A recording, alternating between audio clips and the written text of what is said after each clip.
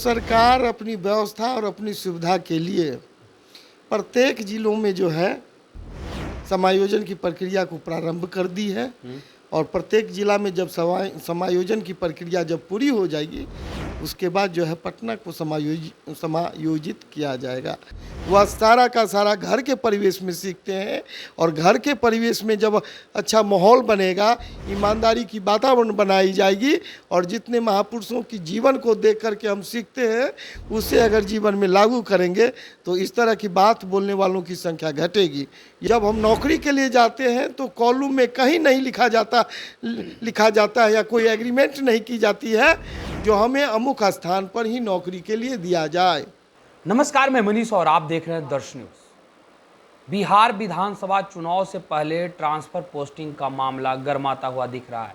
आपको बता दें कि शिक्षा विभाग ने जब ये कहा कि पटना में फिलहाल किसी का ट्रांसफर पोस्टिंग नहीं होगा, यानी पटना में ट्रांसफर पोस्टिंग को फिलहाल के लिए होल्ड पर रखा है और तमाम जिलों में ट्रांसफर पोस्टिंग की प्रक्रिया की जाएगी। इसके बाद शिक्षक संघ के जो नेता हैं वो लोग गुस्सा गए हैं। उनका कहना है कि क्या भ्रष्टाचार की ओर इशारा है। इसी मुद्दे पर बात करेंगे। हमारे साथ मौजूद हैं भाजपा विधायक वीरेंद्र कुमार।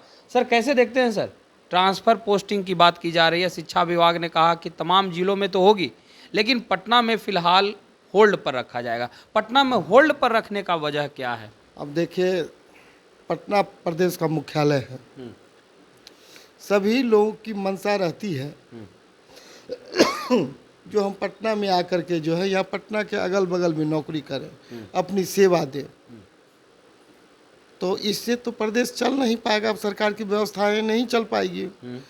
तो सरकार अपनी व्यवस्था और अपनी सुविधा के लिए प्रत्येक जिलों में जो है समायोजन की प्रक्रिया को प्रारंभ कर दी है। और प्रत्येक जिला में जब समायोजन की प्रक्रिया जब पूरी हो जाएगी, उसके बाद जो है पटना को समायोजित किया जाएगा। यही मंशा है और इसमें कहीं दूर दूर तक कोई अन्य बातें नहीं हैं। लेकिन हमेशा आरोप लगता रहा है, चाहे वो किसी भी विभाग का ट्रांसफर पोस्टिंग हो, सभी में ये आरोप लगता है कि भ्रष्टाचार, लेन देन का मामला होता है, तभी उचित जगह पर जो है पदाधिकारियों को भेजा जाता है, ट्रांसफर पोस्टिंग किया जाता है और उसी का भेंट चढ़ने वाला है ये ट्रांसफर पोस्टिंग। आपको क्या लगता है? अब भ्रष्टाचार की बात कर रहे हैं, भ्रष्टाचार रोकने के लिए एक से एक मानक संस्थाएं हैं, लेकिन भ्रष्टाचार का पैसा जो व्यक्ति जो है गलत ढंग से ले जाता है वह घर में ले जाता होगा। और हर 4-5 परिवार के बाद कोई एक न एक सरकारी व्यक्ति उस घर से होते हैं। आज तक किसी परिवार में यह आवाज़ उठाई गई है जो मेरे परिवार के जो सदस्य हैं, सरकारी कर्मचारी हैं, सरकारी पदाधिकारी है, वह घर में गलत पैसा लाया है?